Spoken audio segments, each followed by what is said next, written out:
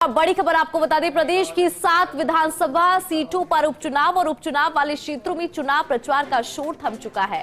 देवली, उनियारा, दौसा, झुंझुनू, चौरासी, रामगढ़, खीवसर, सलूंबर में चुनाव प्रचार का जो शोर है वो अब थम चुका है। अब उम्मीदवार घर घर जाकर कैंपेनिंग करेंगे। 13 नवंबर को दरअसल मतदान होना है। 7 ऐसी सीटें जहां पर विधानसभा उपचुनाव होना है और तमाम पार्टियों ने यहां पे पूरा जोर लगाया, लेकिन चुनाव प्रचार अब समाप्त हो चुका है। और आपको जानकारी दे दें कि जो अब तमाम उम्मीदवार हैं वो घर घर कैंपेनिंग करेंगे।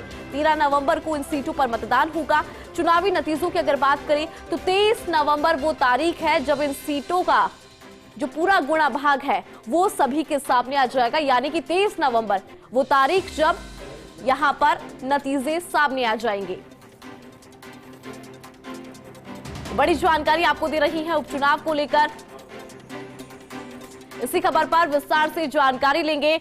हमारे साथ हमारी दिल्ली न्यूज एडिटर अदिति नागर जुड़ गई है। अदिति, अगर बात करें इन 7 सीटों की तो हमने देखा कि किस तरह से चुनाव प्रचार में तमाम जो पार्टियों के प्रत्याशी थे उन्होंने पूरी कोशिश की, पूरा जोर यहां पर लगाया। लेकिन अदिति, अगर इस प्रचार की स्ट्रेटेजी को समझे, चाहे बीजेपी की बात करें चाहे कांग्रेस की बात करें, क्या स्ट्रेटेजी आपको यहाँ पर पूरे प्रचार के अंदर नजर आई?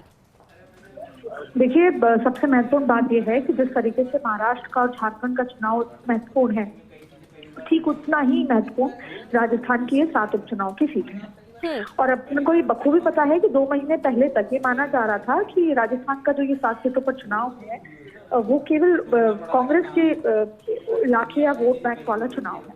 लेकिन कैसे धीरे धीरे दिल्ली में भारतीय जनता पार्टी ने रणनीति बदलकर यहाँ पर नए बेहतर प्रत्याशी उतारना और अगर चाहे इंडिपेंडेंट या बाकी को बिठाना, इंडिपेंडेंट को खड़े करना है, पूरी रणनीति अब राजस्थान में तैयार है।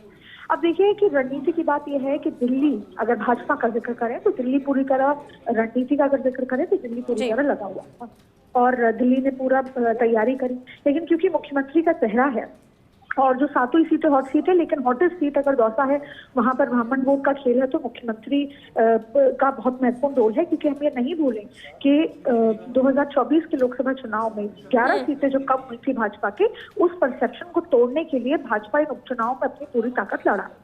अब बात करते हैं कांग्रेस की। देखिए, कांग्रेस में सबसे पहले तो टीकाराम जूली प्रदेश अध्यक्ष, दोनों की बहुत महत्वपूर्ण भूमिका इसमें रहने वाली है जो भी नतीजे आते हैं।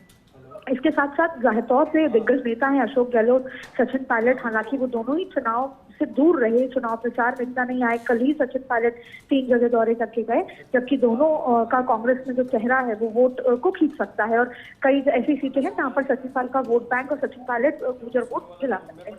तो जाहिर तौर पर सभी की साथ इसमें लगी हुई है। लेकिन भारतीय जनता पार्टी का जो दिल्ली का नेतृत्व है, वो जो 11 सीटें नुकसान हुई थी 2024 में, उस परसेप्शन को तोड़ने के लिए इस चुनाव में वैसे ही चुनाव लड़ रहा है जैसे वो 2024 का लोकसभा चुनाव राजस्थान में लड़ रहा था। इसलिए दोनों की रणनीति बेहद महत्वपूर्ण है। सवाल ये उठता है कि अगर किसी के भी इलाके में सीटें का नुकसान या कम आती है, चाहे वो भाजपा हो चाहे कांग्रेस, तो सवाल खड़े होंगे यहाँ पर। और अगर भाजपा में कोई कमी आती है तो जाहिर तौर पर मुख्यमंत्री और प्रदेश अध्यक्ष पर सवाल उठते हैं।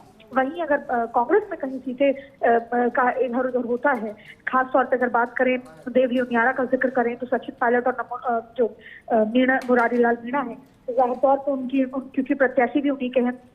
फिर अगर रामगढ़ का जिक्र करें तो भाजपा अपने आप को बहुत ज्यादा मजबूत मान रही है, क्योंकि वहां पर पोलराइजेशन की बात है, तो मुस्लिम है सामने। फिर वहीं अगर बात करें दौसा की, तो दौसा में सब कुछ तय करने वाला है ब्राह्मण वोट और भारतीय जनता पार्टी का परंपरागत वोट रहा है। अब ये देखना होगा कि सॉफ्ट मीणा और हार्ड कोर मीणा में किसको ब्राह्मण चुनता है, और फिर मुख्यमंत्री का इसमें कितना बड़ा रोल है। फिर इसके साथ साथ अगर हम आपको सिलंबूर ले चलें या हम आपको दूसरे इलाकों में लेकर चले तो वहां पर रघुवर मीणा का बहुत इम्पैक्ट रहने वाला है।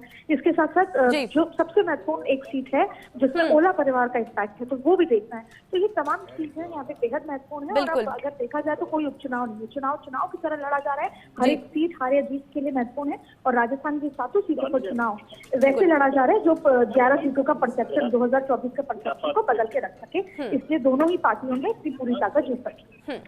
ठीक है, बहुत शुक्रिया अदिति पूरी खबर पर विस्तार से जानकारी साझा करने के लिए और ये समझाने के लिए कि किस तरह से यहाँ पर जो रणनीति है दोनों पार्टियों ने ही बनाई थी। अब इंतजार 23 तारीख का, वो इसलिए क्योंकि यही वो तारीख है जो ये साफ करेगी कि इन 7 सीटों पर किस तरह से जो तमाम पार्टी है उन्होंने प्रचार किया और किस तरह से अब नतीजे यहाँ पर सामने आएंगे। तो इंतजार 23 तारीख का यहाँ पर रहेगा। इसी के